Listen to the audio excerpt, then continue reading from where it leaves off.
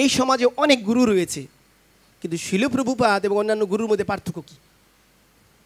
তো মহারাজ বলেন যে শিল প্রভুপাদ হচ্ছেন কৃষ্ণ প্রদাতা গুরু। কৃষ্ণ প্রদাতা মানে কৃষ্ণকে দান করার গুরু শিল প্রভুপাদ। আর এই জগতে যারা গুরু রয়েছে তাদের অধিকাংশই হচ্ছে কি, তারা কৃষ্ণকে তো দূরের কথা, তারা পাপকে দূরীভূত করার শক্তি তাদের নেই।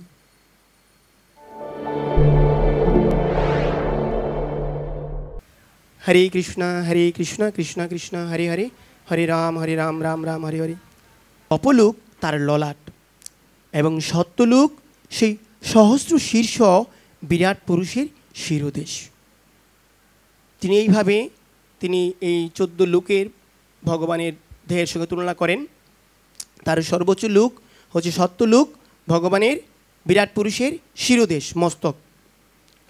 তো এই শ্লোকের আলোকে শিল প্রভুপাদ যে সংক্ষিপ্ত তাৎপর্য করেছেন, তো আমি আমার যথারীতি অনুভব অনুসারে শিশু গৌরনিতাই এবং গুরু গৌরাঙ্গের এবং বৈষ্ণবদের অনুগ্রহে যেটুকু অনুভব করতে পেরেছি আমি আপনাদের সঙ্গে শেয়ার করার চেষ্টা করব।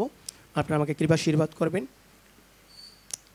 তো এই শ্লোকের আলোকে শিল প্রভুপাদ যে তাৎপর্যে যে সমস্ত মনোভাব তিনি তুলে ধরেছেন, তো এর মাধ্যমে আমরা কিছু বিষয় আলোকপাত করার প্রয়াস করব। তো আজকের শ্লোকের তাৎপর্য শিল প্রভুপাদ আমাদের যে পরিচালনা করেন আমাদের এই বদ্ধজীবদের, তো এই পরিচালনা পর্ষদ, 2টি পরিচালনা পর্ষদ রয়েছে, প্রভুপাদ তাৎপর্য উল্লেখ করেছেন। তো একটি পরিচালনা পর্ষদ যা আমাদের পরিচালনা করেন তারা হচ্ছে কি দেবতারা। দেবতারা কোথায়, এই দেবতারা কোথায় থাকেন? তারা স্বর্গলোকে অবস্থান করেন। প্রভুপাদ তাৎপর্য বলেছেন যে জ্যোতিষ্ক মণ্ডলীর উপরে ব্রহ্মাণ্ডের পরিচালক মণ্ডলীর আবাসস্থল স্বর্গলোক। এই ব্রহ্মাণ্ড যারা পরিচালনা করেন তাদের আবাসস্থল কোথায়? স্বর্গলোক। স্বর্গলোকে কারা থাকে? দেবতারা। এই দেবতারা এই ব্রহ্মাণ্ডকে বিভিন্ন কার্যাবলী তারা পরিচালনা করে থাকেন। তো এই তাৎপর্যের মাধ্যমে আমরা কি অনুভব করতে পারি এটা আমরা একটু আলোচনা করব। যে প্রভুপাদের এই কথার দ্বারা আমরা অনুভব করতে পারি, শ্রীমদ্ ভগবদ্গীতায় ভগবান বলেছেন যে যারা দেবতার আরাধনা করে তারা হচ্ছে অল্প বুদ্ধি সম্পন্ন, এবং তারা তাদের স্থিতি কি হয়? ক্ষীণে পুণ্যে মর্তলোকং বিশন্তি। তো আমরা এই প্রভুপাদের এই তাৎপর্য লাইনের মাধ্যমে বুঝতে পারি যে দেবতারা কোথায় আছেন না, এই ব্রহ্মাণ্ডের ভিতরেই তারা আছেন। এই ব্রহ্মাণ্ডের বাহিরে না, কিন্তু এই ব্রহ্মাণ্ডের ভিতরেই স্বর্গলোকে তারা অবস্থান করে। তাই যারা দেবতার আরাধনা করেন, গীতায় যে ভগবান বলেছেন তারা অল্প বুদ্ধি সম্পন্ন, আমরা এই প্রভুপাদের লাইনে দ্বারা বুঝতে পারি তারা এই ব্রহ্মাণ্ডের ভিতরেই আছেন। হ্যাঁ, তারপর আরেকটি বিষয় যে তার ঊর্ধ্বে কী রয়েছে না, প্রভুপাদ বলেন মহলোক, জনলোক, তপলোক এবং সর্বোপরি সত্যলোক। আর এই সত্যলোকে কারা থাকেন? প্রভুপাদ বলেছেন যে যেখানে জরা প্রকৃতির 3 গুণের প্রধান পরিচালক বিষ্ণু, ব্রহ্মা এবং শিব বিরাজ করেন। প্রধান পরিচালক তার মানে কি? পরিচালনা পর্ষদ 2টি রয়েছে। এক হচ্ছে, প্রথম হচ্ছে দেবতারা, আবার পরে এই দেবতাদের যারা পরিচালনা করেন, যাদের দ্বারা দেবতারা নিয়ন্ত্রিত হয়, তারকে এই ব্রহ্মা, বিষ্ণু, শিবজি মহারাজ। তারা কোথায় থাকেন? সত্যলোকে থাকেন। প্রভুপাদ তাৎপর্য বলেছেন। তো আমরা এর মাধ্যমে অনুভব করতে পারি যে এই দেবতারাও কি, তারা স্বতন্ত্র নন। দেবতারা স্বতন্ত্র নন, তারাও এই ব্রহ্মা, বিষ্ণু এবং শিবের দ্বারা যে এই ত্রিগুণ পরিচালিত হচ্ছে, তাদের দ্বারা তারা পরিচালিত হচ্ছে। দেবতারা স্বতন্ত্র নন। তাই যদি কেউ স্বতন্ত্রভাবে দেবতার উপাসনা করে তাকে নির্বুধ বলা হয়েছে। প্রভুপাদ নির্বুধ বলেছেন, মূর্খ বলেছেন। তো এই জন্য তো আমরা অনুভব করতে পারি আর কি বিষয় যে কিভাবে এই দেবতারাও এই 3 জন যে বিষ্ণু, ব্রহ্মা, শিব, তাদের দ্বারা পরিচালিত হচ্ছে। আমরা বিভিন্ন স্থানে আমরা এটা অনুভব করতে পারি, বিভিন্ন শাস্ত্রে বিভিন্ন দৃষ্টান্তের মাধ্যমে, যে দেবতারাও কিভাবে তাদের দ্বারা পরিচালিত হয় এবং তাদের অনুগ্রহ ব্যতীত দেবতারা প্রসন্ন নন। একসময় আমরা দেখি, যখন আপনারা দেখে থাকবেন যে মহাভারতের উল্লেখ করা রয়েছে, অগ্নিদেব একদম একসময় অগ্নিদেব তিনি তার মর্তলোকবাসীদের দ্বারা পূজিত হচ্ছিলেন। দীর্ঘ বছর 12 বছর এই মর্তলোকবাসী অগ্নিদেবের আরাধনা করছিলেন, যজ্ঞ করছিলেন, আর এই যজ্ঞে ঘৃত আহুতি প্রদান করছিলেন। আর ঘৃত আহুতি এই 12 বছর ব্যাপী অগ্নিদেব এই ঘৃত গ্রহণ করার ফলে তার উদর ক্রিয়া রোগ হয়েছিল, তিনি খাদ্য হজম করতে পারতেন না। হ্যাঁ, অগ্নিদেব তো এইভাবে তিনি দীর্ঘদিন এই উদর ক্রিয়ায় তিনি তাড়িত হচ্ছিলেন। তো হতে হতে তিনি একসময় এই রোগ থেকে নিরসন হওয়ার জন্য তিনি ব্রহ্মার কাছে যান। ব্রহ্মার কাছে গিয়ে বলেন যে আমি কিভাবে আমার এই রোগ থেকে মুক্তি হতে পারে আমার।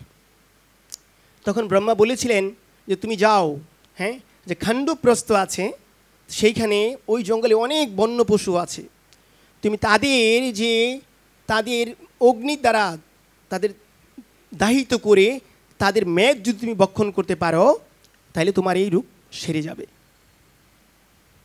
পরবর্তীতে আপনারা জানেন সবাই যে ভগবান শ্রীকৃষ্ণচন্দ্রের কৃপায় যখন পঞ্চপাণ্ডব তারা সেই ইন্দ্রপ্রস্থে তারা তাদের রাজ্য স্থাপন করেন, তখন ভগবান শ্রীকৃষ্ণ একসময় অর্জুন মহাশয়কে বলেন যে চলো আমরা একটু যমুনার তীরে যাব ঘুরতে।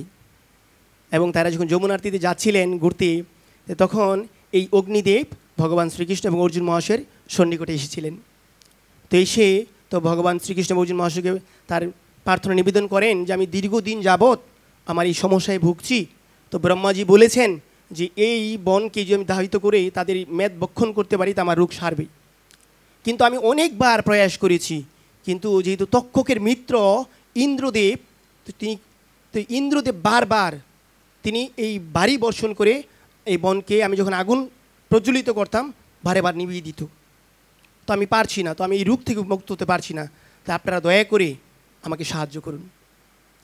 তো যখন ভগবান শ্রীকৃষ্ণের সন্নিকটে তো এইভাবে যখন বিনীতভাবে তার সাহায্য প্রার্থনা করেন এবং অর্জুনের কাছে, যেহেতু অর্জুন ছিল বীর ধনুর্ধারী, তখন কৃষ্ণচন্দ্র ভগবান এবং অর্জুন মহাশয় তার প্রতি সন্তুষ্ট হয়ে বলেন ঠিক আছে, হ্যাঁ আমরা সে কার্য করব, কিন্তু আমাদের যে অস্ত্র তো নেই, আমরা তো খালি হাতে ঘুরতে আসছি এখানে।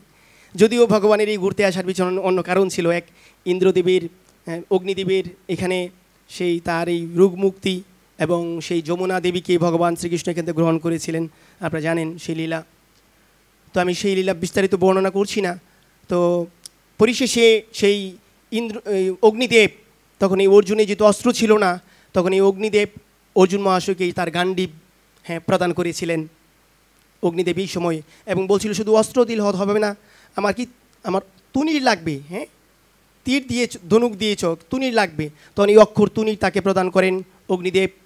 তখন অর্জুন মহাশয় বলেন তো আমি কি করে সেই অসুর এবং এই বনে যারা পশু আছে তারা তো বিভিন্নভাবে চলে যাবে, আমি কীভাবে তাদের রক্ষা করব বা তাদেরকে কীভাবে গিয়ে বধ করব, তো এই জন্য আমার চলন্ত রথ প্রয়োজন। তখন এই অগ্নিদেব তাকে রথ প্রদান করেন এই অর্জুন মহাশয়কে। তো এই কথা বলার অর্থ হচ্ছে আমার এই যে এই লীলার মাধ্যমে আমরা দেখতে পাই মহাভারতের শিক্ষা থেকে যে দেবতারা তারাও ব্যক্তিগতভাবে স্বতন্ত্রভাবে তারা কেউ সুখী নন, তারাও এই ভগবানের দৈবী মায়ার দ্বারা তাড়িত হচ্ছে, তারাও আধ্যাত্মিক আদিভৌতিক এই আদিদিবী ক্লেশের দ্বারা তাড়িত হচ্ছে, তারাও তাড়িত হচ্ছে। আর কেন না এই ভগবদ্গীতায় যে আমরা 5টা বিষয় আছে, 5টা বিষয়ের মধ্যে একটি জানি আমরা যে ভগবান যে 5টা বিষয় আলোচনা করেছে ভগবদ্গীতায়, যে প্রথম বিষয় কি আমি কি, দ্বিতীয় কি আমি কার, তৃতীয় বিষয় আমি যার তার কাছে কেন যাচ্ছি না, কি আমাকে আবদ্ধ করে রেখেছে, আর চতুর্থ বিষয় আমি কবে থেকে এখানে আবদ্ধ হয়ে আছি, আর পঞ্চম বিষয় আমি কিভাবে তার কাছে ফিরে যেতে পারবো। ভগবদ্গীতার এই মুখ্য 5টা বিষয় আলোচনা করা হয়েছে। তো এই 5টা বিষয়ের আপনারা অবগত আছেন যে একটি বিষয় হচ্ছে প্রকৃতি। প্রথম বিষয় আমি কে, আমি আত্মা, জানেন আমি কার, আমি ভগবানের, আমি যার তার কাছে কেন যাচ্ছি না, কে আমাকে আবদ্ধ করে রেখেছে, তার উত্তর প্রকৃতি। হ্যাঁ, প্রকৃতির এই ত্রিগুণ আমাকে আবদ্ধ করে রেখেছে। আর এই প্রকৃতি কার দ্বারা চালিত হচ্ছে, ভগবান বলেছেন ময়া অধ্যক্ষেন প্রকৃতি, আমার অধ্যক্ষতার দ্বারা এই প্রকৃতি চালিত হচ্ছে। তো এই ভগবানের অধ্যক্ষতার দ্বারা যে প্রকৃত চালিত হচ্ছে, তো এই প্রকৃতি শুধু আমরা না, দেবতারাও এই ভগবানের অধ্যক্ষতা দ্বারা পরিচালিত হচ্ছেন। তা আমরা এর মাধ্যমে অনুভব করতে পারি দেবতারাও স্বতন্ত্র নন। এবং আরও বিবিধ লীলা রয়েছে, আপনারা জানেন, সেগুলো অবগত আছেন। তো আমরা পরে শিল প্রভুপাদ তাৎপর্য বলেছেন, এই বিষ্ণুকে বলা হয় ক্ষীরোদকশায়ী বিষ্ণু। মানে এই যে তিনজন বিষ্ণু রয়েছেন সত্যলোকে অবস্থান করেন, তিনজন বিষ্ণু নয়, মানে তিনজন ব্যক্তি, যে ব্রহ্মা, শিব, বিষ্ণু। তো প্রভুপাদ পরে বলেন এই বিষ্ণুকে বলা হয় ক্ষীরোদকশায়ী বিষ্ণু। তো এই কথা বলার তাৎপর্য কী প্রভুপাদের? না, প্রভুপাদ এই কথা বলার অর্থ বুঝাচ্ছেন যে বিষ্ণু একজন নন, বিষ্ণু আরও আছেন। হ্যাঁ, আর কি প্রভুপাদ বলছেন তিনি হচ্ছেন সমস্ত জীবের পরমাত্মা। আপনারা সৃষ্টিতত্ত্ব সবাই অবগত আছেন, আমরা জানি যে এই ক্ষীরোদকশায়ী বিষ্ণু তিনি, যিনি আমাদের এই সত্যলোকে অবস্থান করছেন। তো এই বিষ্ণু কোথা থেকে আসছে সবাই আপনারা অবগত আছেন। ভগবান কৃষ্ণ থেকে বলরাম, বলরাম থেকে তিনি চতুর্ভুহ, চতুর্ভুহ থেকে মূল সংকর্ষণ থেকে আবার চতুর্ভুহ, আবার এই মূল সংকর্ষণ সে মহাবিষ্ণু বা কারণদেশী বিষ্ণু, কারণদেশী বিষ্ণু থেকে গর্ভদেশী বিষ্ণু, আবার এই গর্ভদেশী বিষ্ণু থেকে ক্ষীরোদকশায়ী বিষ্ণু, যিনি প্রত্যেকটা জীবের পরমাত্মা, হ্যাঁ, হৃদয় অবস্থান করছেন। তো প্রভুপাদ বলছেন যে তিনি হচ্ছেন সমস্ত জীবের পরমাত্মা, মানে যেই বিষ্ণু অবস্থান করছেন। এই বিষ্ণুর রূপে আর অনেক কিছু রয়েছে, প্রভুপাদ বুঝাতে চাচ্ছেন এটি। তো পরে প্রভুপাদ বললেন যে কারণ সমুদ্রে অসংখ্য ব্রহ্মাণ্ড ভাসছে, তাদের প্রত্যেকটিতে অসংখ্য সূর্য, চন্দ্র, দেবতা, ব্রহ্মা, বিষ্ণু, শিব সহ ভগবানের বিরাট রূপ বিরাজ করছেন। তো প্রভুপাদ এখানে বুঝাচ্ছেন যে এই রকম ব্রহ্মাণ্ড অসংখ্য রয়েছে, একটি দুটি না, অসংখ্য ব্রহ্মাণ্ড, অসংখ্য বিষ্ণু রয়েছে, অসংখ্য ব্রহ্মা রয়েছে, অসংখ্য চন্দ্র সূর্য রয়েছে, অসংখ্য শিব রয়েছে। তো প্রভুপাদের এই কথা বলার কি তাৎপর্য রয়েছে? শ্রী শ্রী জগন্নাথ বলদেব সুভদ্রা মহারানী কি জয়, শিল প্রভুপাদ কি জয়। তো তো যেটি আমার অনুভব হয়েছে, প্রভুপাদ এই কথা কেন বললেন? না, প্রভুপাদ এই তাৎপর্যের পরিশেষে বলেন, এবং এই সমগ্র জড়জগৎ শ্রীকৃষ্ণের অচিন্ত শক্তির একটি নগণ্য অংশে অবস্থিত। অর্থাৎ প্রভুপাদ তিনি বুঝাতে চাচ্ছেন আমাদেরকে যে কৃষ্ণ ভগবান আমরা যার আরাধনা করছি, প্রভুপাদ যে শিক্ষা আমাদের দিচ্ছেন, যে আমরা দেখি প্রভুপাদ শ্রীমদ্ ভগবদ্ গীতার বিভিন্ন অনুবাদে যেখানে ব্রহ্ম উল্লেখ করা হয়েছে, প্রভুপাদ সেখানে শ্রীকৃষ্ণ বলে উল্লেখ করেছেন। এবং তিনি যে এই যে কৃষ্ণ ভাবনামৃত সঙ্গ তিনি আমাদের কি দিতে চাচ্ছেন, প্রভুপাদ যে আমাদের কৃষ্ণ ভক্তি, সেই কৃষ্ণর তিনি কেমন, তিনি কে, প্রভুপাদ এখানে বুঝাতে চাচ্ছেন তিনি আমার সেই অচিন্ত শক্তির এক নগণ্য প্রকাশ এই জড়জগৎ। তো প্রভুপাদ বুঝাতে চাচ্ছেন, প্রভুপাদ অনুভব হয়েছে আমার এটি, যে প্রভুপাদ বলছেন আমরা যে শ্রীকৃষ্ণের আরাধনা করি তিনি কি তার এক অংশে এই সমস্ত জড়জগৎ পরিচালিত হয়, সেই ভগবান কৃষ্ণ। তো প্রভুপাদ তিনি ভগবদ্গীতার 10ম অধ্যায়ের 42 নম্বর শ্লোকের এখানে উল্লেখ করেছেন। তো এই শ্লোকে ভগবান শ্রীকৃষ্ণ বলেছেন যে বহু নেতৈন একাংশেন স্থিত জগৎ, হে অর্জুন আমি আর কি বলবো তোমাকে, যে তুমি এটিই জানো যে আমার এক সমস্ত সৃষ্টির এক অংশ হচ্ছে এই জড়জগৎ, সমস্ত সৃষ্টির এক অংশ, ক্ষুদ্র অংশ। তো প্রভুপাদ তো তিনি আমাদেরকে যে দানটা করেছেন প্রভুপাদ, তো তিনি কি দিতে চাচ্ছেন আমাদের কি? হ্যাঁ, যে প্রভুপাদের যে দয়া অনুগ্রহ, তো শ্রীশ্রীমৎ হলধর স্বামী মহারাজ এক সময় বলেছিলেন যে এই সমাজে অনেক গুরু রয়েছে, কিন্তু শিল প্রভুপাদ এবং অন্যান্য গুরুর মধ্যে পার্থক্য কী? তো মহারাজ বলেন যে শিল প্রভুপাদ হচ্ছেন কৃষ্ণ প্রদাতা গুরু, কৃষ্ণ প্রদাতা মানে কৃষ্ণকে দান করার গুরু শিল প্রভুপাদ। আর এই জগতে যারা গুরু রয়েছে তাদের অধিকাংশই হচ্ছে কি, তারা কৃষ্ণকে তো দূরের কথা, তারা পাপকে দূরীভূত করার শক্তি তাদের নেই, পাপকে দূরীভূত করার। এটা আপনারা অনুভব করবেন যে আপনারা যারা সবাই প্রচারক বক্তরা আছেন, যে আমরা কয়েকদিনে গিয়েছিলাম শল্যপুর করে একটি জায়গা। তো এখানে আমরা সংকীর্তন প্রচার করতে করতে তো এক গ্রামে আমরা একটি গৃহে বই দিতে গিয়েছি। তো তিনি বলছেন যে আমাদের দেখিয়ে বলছেন যে আমাদেরও গুরু আছে, আমার বৃন্দাবনের গুরু আমাদের। তো তিনি সব কিছু জানেন, আপনারা তথাকথিত গুরু বৈশিষ্ট্য আপনারা সবাই জানেন। তো বলছে যে মাতাজি হ্যাঁ আপনাদের গুরু তো অনেক ভালো, তো আপনাদের গুরুর কৃপাটা কীভাবে লাভ করবেন, তো আপনি এই বইটা নিন এবং সদ্গুরু কৃপা লাভের বন্থা এই বইটা পড়ুন। তো এই মাতাজি তিলকাদি সব কিছু করেন, যেহেতু আমাদের অন্য ইস্কন ভক্তের সন্নিকটে থাকেন, কিন্তু এই 4টি পাপ কর্ম বর্জন করেন না। বলছে আমাদের গুরু তো এগুলো বলেনি। তো আমি বুঝাতে চাচ্ছি যে অন্যান্য গুরুরা তারা যে 4টি পাপ কর্ম, এই পাপ থেকে নিবৃত্তি করার শক্তি বা সামর্থ্য তাদের নেই। কৃষ্ণকে কীভাবে দিবে? তো শ্রী শ্রী হলদর স্বামী মহারাজ এই জন্য বলছেন যে প্রভুপাদ কোনো জেনারেল গুরু নয়, সাধারণ কোনো গুরু নয়, তিনি কৃষ্ণকে দেওয়ার গুরু, কৃষ্ণকে দান করতে পারেন। তো সেই প্রভুপাদ তিনি বলছেন যে এই কৃষ্ণের মহিমা তিনি বর্ণনা করছেন যে সেই কৃষ্ণ কে। তিনি বলছেন যে এই সমগ্র জড়জগৎ সেই শ্রীকৃষ্ণের শক্তির এক নগণ্য অংশে অবস্থিত। তো শিল প্রভুপাদের যে অনুপম দান দয়া, হ্যাঁ আসলে যেহেতু ওই শ্লোকটা আপনারা অনুভব করেছেন, যে এই শ্লোকের আলোকে যে প্রভুপাদ সংক্ষিপ্ত তাৎপর্যের থেকে আমার এরতে ভালো কিছু বোধগম্য আমার হয়নি। তো প্রভুপাদ আমি তার একটি লীলা সম্বন্ধে বলবো যে প্রভুপাদের যে অনুপম দয়াটা কেমন। তো প্রভুপাদ একসময় তিনি যখন ইস্কন শুরুর প্রাককালে যে প্রভুপাদের প্রচারের বৈশিষ্ট্যটা কী ছিল, আমি কয়েকদিন শুনছিলাম যে প্রভুপাদ কীভাবে প্রচার করতেন, তার একটা বৈশিষ্ট্য শ্রবণ করছিলাম। যে প্রভুপাদ লেকচার দিচ্ছে, প্রথম যখন প্রবচন দিচ্ছে, তো গৃহে কোনো ব্যক্তি নেই, একমাত্র তার একজন তথা মানে অনুসারী প্রভুপাদের। তো প্রভুপাদ বলছে যে এখানে তো পাঠ করবেন কেউ নেই, তুই বাহির থেকে কাউকে দেখো ধরে নিয়ে আসো। কারণ আপনারা সভাপতি জানেন প্রভুপাদের ওই সময় যে এই পাঠ শ্রবণ করার মতন কোনো আগ্রহী ব্যক্তি ছিল না। এবং প্রভুপাদ তো যে প্রথম তার ও অনুগত হয়েছিল তাকে বলছে তুমি বাহির থেকে দেখো কে আছে তাকে নিয়ে আসো। আর কোন অবস্থায় প্রভুপাদ ছিলেন এটাও জানেন যে বাউরির এক প্রত্যন্ত অঞ্চলে প্রভুপাদ ছিলেন, যেখানে সেই হিপি আদি হ্যাঁ যে মাদক দ্রব্যের আসক্ত ব্যক্তিরা ছিল। তো প্রভুপাদকে এসে বলছে বাইরে থেকে যে ওই প্রভুপাদের ভক্ত যে বলছে প্রভুপাদ বাইরে তো কোনো ভদ্রলোক নেই, কয়েকজন ব্যক্তি আছেন চুল অনেক বড় কিন্তু গায়ে কোনো বস্ত্র নেই। তো প্রভুপাদ বলছে তুমি তাকেই নিয়ে আসো। তো সে বলছে প্রভুপাদ তার তো কোনো বস্ত্র টস্ত্র কিছু নেই, তো তাকেই নিয়ে আসো। তো যখন তাকে নিয়ে আসছে তো আসো কেন ভিতরে যাই, ও একটু মানে আপনি অনুভব করতে পারছেন বিষয়টা কি। তখন প্রভুপাদ তো সে প্রভুপাদের সামনে এসে বসছে। তো প্রভুপাদ বলছে তোমার কেমন লাগছে, এই যে তোমার কোনো গায়ে কোনো বস্ত্র নেই, তোমার কেমন লাগছে? তো সেই ব্যক্তি বলছে প্রভুপাদ আমার অনেক ভালো লাগছে, অনেক ভালো লাগছে স্বামীজি। কি যে প্রভুপাদ বলছে তোমার যে বস্ত্র নেই, এই বস্ত্রহীন অবস্থায় তোমার কেমন লাগছে?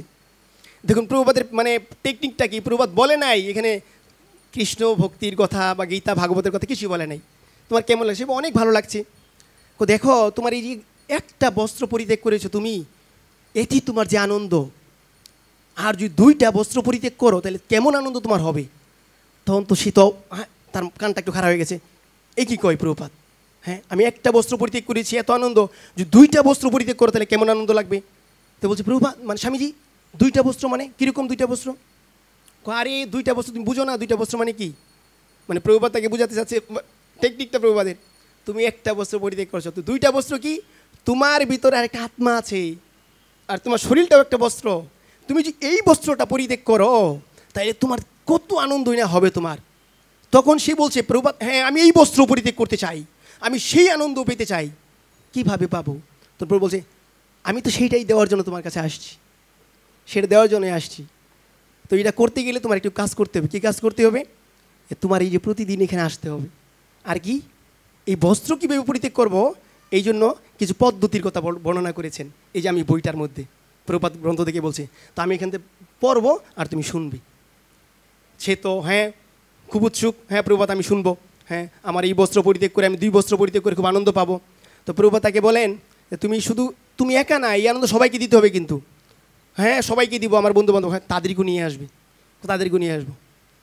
তো এইভাবে প্রভুপাদ তাদেরকে আস্তে আস্তে এই ভগবদ গীতার জ্ঞান দেওয়া শুরু করেন এবং পরবর্তীতে তারা এই ভগবানের ভক্ত হয়। এবং প্রভুপাদ বুঝাতে চেয়েছেন যে এই জড়দেহরূপী যে একটা বস্ত্র, এটাকে পরিত্যাগ করলে তুমি যখন ভগবানের সন্নিকটে তোমার চিন্ময় স্বরূপে যাবে তখন কতই না আনন্দ তোমার হবে। তো প্রভুপাদ কেমন ব্যক্তি, তো আজকে এর শ্লোকে প্রভুপাদ সেই আমি অনুভব করছি যে ওই এখানে প্রভুপাদ তাৎপর্য সেই কথা বলার কী উদ্দেশ্য আছে প্রভুপাদের এখানে, যে এই সমগ্র জড়জগৎ সেই শ্রীকৃষ্ণের অচিন্ত শক্তির একটি নগণ্য প্রকাশ। তাহলে প্রভুপাদ আমাদের কি দিতে চাচ্ছেন? হ্যাঁ,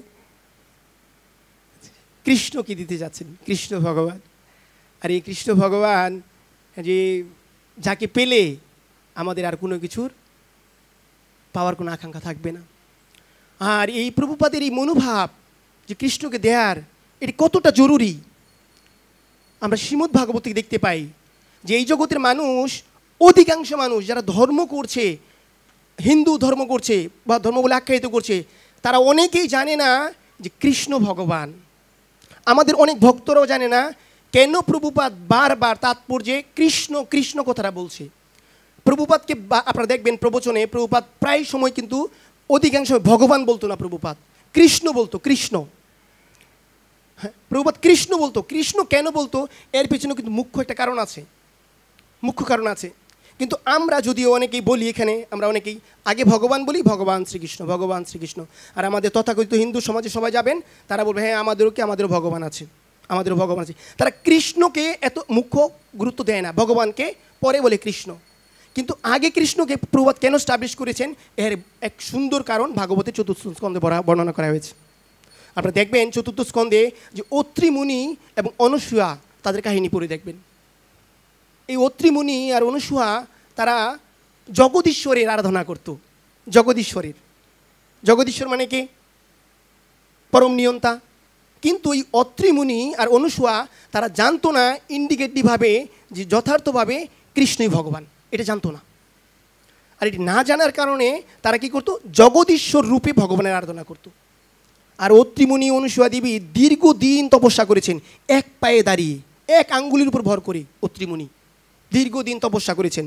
আর এই তপস্যা করার পর যখন তপস্যায় তিনি ভগবানের কাছে প্রার্থনা করছেন যে আমি এই জগদীশ্বরকে পুত্ররূপে লাভ করতে চাই, তার তপস্যার লক্ষ্য ছিল এটি। এবং পরবর্তীতে তার গৃহে 3 জন সন্তান আসেন। ভগবান বিষ্ণুর অংশোদ্ভূত দত্তাত্রেয়, হ্যাঁ, ভগবান ব্রহ্মা থেকে সোমদেব এবং শিবজি মহারাজ থেকে দুর্বাসা ঋষি, 3 জন আসেন। যখন 3 জন এই জগদীশ্বর তার সামনে আরাধনা করে প্রকটিত হন, 3 জনই প্রকটিত হয়ে গেছেন আরাধনায় সন্তুষ্ট হয়ে। প্রকটিত হয়ে বলেন তোমার কি বর চাও? তখন বলছে প্রভু আপনারা 3 জন আসছেন। হ্যাঁ, তুমি তো জগদীশ্বর বলে প্রার্থনা করেছ, জগদীশ্বর, এই জন্য আমরা 3 জনই আসছি। আর কি? আর আমি আরাধনা করতাম, আরাধনার লক্ষ্য কী ছিল? না, আমি তো চেয়েছি জগদীশ্বর আমার পুত্ররূপে আসুক। তখন বলছি ঠিক আছে তথাস্তু, তুমি এতদিন প্রার্থনা করেছো, তপস্যা করেছো, এটা বৃথা যাবে না। আমরা 3 জনে আশীর্বাদ করছি, আমাদের এই 3 জনের অংশ থেকেই তোমার গৃহে 3 সন্তান আসবে। পরবর্তীতে এই বিষ্ণুর অংশোদ্ভূত দত্তাত্রেয় আসেন, ব্রহ্মার অংশোদ্ভূত সোমদেব আসেন এবং এই শিবজির অংশোদ্ভূত দুর্বাসা ঋষি আসেন। তো শিল প্রভুপাদ সেখানে মেনশন করেছেন তাৎপর্যে এই জন্য আমাদের জানা উচিত আমাদের সর্বা আরাধনার লক্ষ্যবস্তু কে? তিনি কৃষ্ণ। আমি যে কৃষ্ণকে ব্যতি রেখে এই জগদীশ্বর ভগবান ভগবান বলে আমি ডাকি, মৃত্যুর সময় যে ভগবান ভগবান আমাকে রক্ষা করো, কোন ভগবান যে আসবে এ কিন্তু ঠিক নাই। ভগবান মানে কে? নিয়ন্ত্রা, যিনি পরিচালনা করেন। হ্যাঁ, তো এই জন্য কৃষ্ণকে প্রভুপাদ বারবার আমাদের বোঝাতে যাচ্ছেন, কৃষ্ণ কৃষ্ণ, তুমি কৃষ্ণের ভক্ত, কৃষ্ণের ভক্ত, ভগবানের ভক্ত না। কারণ ভগবান আপনি দেখবেন যে কালকে এর আগে ছিল শ্রীপাদ প্রতিউদ্ধান প্রভু সুন্দরভাবে বলেছিলেন যে ভগবানের এই পদবাচক যে ভগবান শব্দটি, এটা হচ্ছে গুণবাচক শব্দ। হ্যাঁ, এটা অনেক সময় আমরা দেখি যে ইন্দ্র আগে বলা হয়েছে ইন্দ্র ভগবান। এমনকি আমাদের যে পরম গুরু শিল প্রভুপাদের যে গুরুদেব শিল ভক্তি সিদ্ধান্ত সরস্বতী ঠাকুর প্রভুপাদের নামের আগেও ভগবান বলে উল্লেখ করা হয়েছে কোথাও কোথাও। হ্যাঁ, তার মানে ভগবান, আমরা যদি ভগবান আমাকে রক্ষা করুন ভগবান, তাইলে কিন্তু আমরা সেই বিভ্রান্ত হয়ে যাব, কে আমার কাছে আসবে। এই জন্য প্রভুপাদ তার মনোভাব হচ্ছে এইটাই, আমাদের বুঝাতে যাচ্ছেন সেই কৃষ্ণের প্রতি যেন আমরা মনোনিবেশ করি। একমাত্র আরাধ্য বস্তু আমাদের কৃষ্ণ। আর যে ভুলটি এই অনুসূয়া এবং সেই অত্রমণি করেছিলেন, তো প্রভুপাদ চাচ্ছেন যে আমরা যেন সেই ভুলটি না করি। কারণ আমরা যদি একবার অন্তিমে দেহান্তে যদি আমি ভগবান কৃষ্ণের স্মরণ না করে আমি ভগবান ভগবান বা জগদীশ্বর, যেগুলো মুখ্য নাম নয় ভগবানের, এই জগদীশ্বর ভগবান এই ভগবানের মুখ্য নাম নয়, এটি গুণবাচক শব্দ। এই জন্য প্রভুপাদ এই গুণবাচক শব্দের প্রতি তিনি গুরুত্ব আরোপ করেনি। এই যে তিনি আরোপ করেছেন গুরুত্ব কৃষ্ণের প্রতি, এই জন্য তিনি নামকরণ করলেন কৃষ্ণ ভাবনামৃত। হ্যাঁ, কৃষ্ণ প্রসাদ, ভগবানের প্রসাদ না, দেখবেন কৃষ্ণের প্রসাদ লেখা আছে বিভিন্ন স্থানে। তো এটি হচ্ছে প্রভুপাদের আমাদের প্রতি, বদ্ধ জীবের প্রতি তার অনুপম দয়া প্রভুপাদের। আমার এটি অনুভব হয়েছে প্রভুপাদের সংক্ষিপ্ত তাৎপর্য থেকে। হরে কৃষ্ণ কৃষ্ণ কৃষ্ণ হরে হরে, হরে রাম রাম রাম হরে হরে। তো আমার এই সংক্ষিপ্ত আলোচনায় আমার ক্ষুদ্র পরিসরে যেটুকু অনুভব হয়েছে আমি ব্যক্ত করলাম। আমার ভুল ত্রুটি আপনারা ক্ষমা করবেন। যদিও আমার নির্ধারিত আজকে ক্লাস ছিল না, আমাদের ঈশ্বর প্রভু এবং ভানুমত প্রভু সকালে আমাকে আদেশ করেছেন যে আজকে শুভনীতি প্রভুর ক্লাস ছিল, প্রভু ব্যস্ত আছেন, এই জন্য আমাকে আদেশ করেছেন সকালবেলায়। তো আমি সুবল গৌরাঙ্গ প্রভুর এবং বৈষ্ণবদের আশীর্বাদ নিয়ে আমি এখানে বসে কিছু সময় অতিবাহিত করার চেষ্টা করছি।